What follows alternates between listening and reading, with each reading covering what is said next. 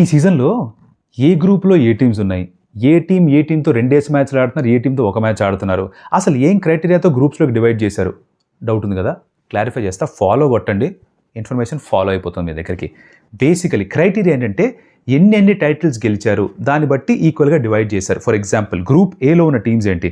Chennai Super Kings, Kolkata Knight Riders, Rajasthan Royals, RCB and Punjab Kings.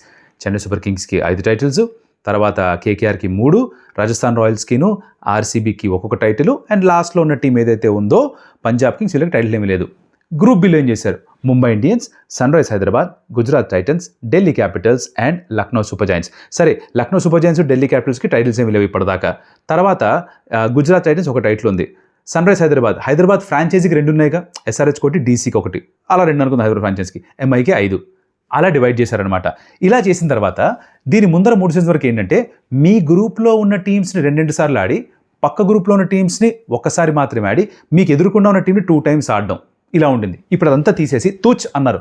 ఇప్పుడేం చేస్తున్నారంటే మీకు ఆపోజిట్గా ఉన్న గ్రూప్లో ఉన్న ప్రతి టీంతో 2 టైమ్స్ ఆడి, మీ గ్రూప్లో ఉన్న మిగతా టీమ్స్ని ఒక్కొక్కసారి ఆడండి. సో 5 టీమ్స్ ఇక్కడ 5 2 10 మ్యాచ్లు, మీ గ్రూప్లో మిగతా 4 టీమ్స్ 4 మ్యాచెస్, 10 + 4 14. కేల్ కథం దుకాణం బంద్. ఎందుకు ఇలా చేశారు నెక్స్ట్ వీడియోలో చెప్తా.